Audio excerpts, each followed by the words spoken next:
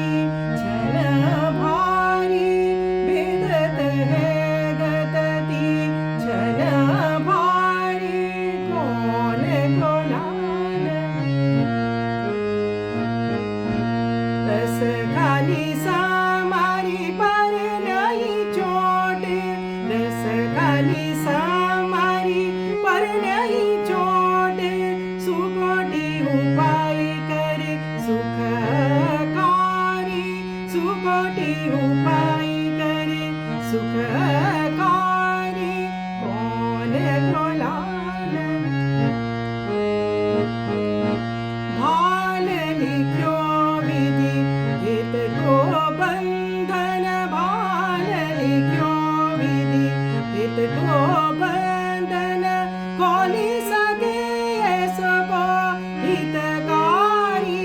Krishna Krishna Krishna Krishna Krishna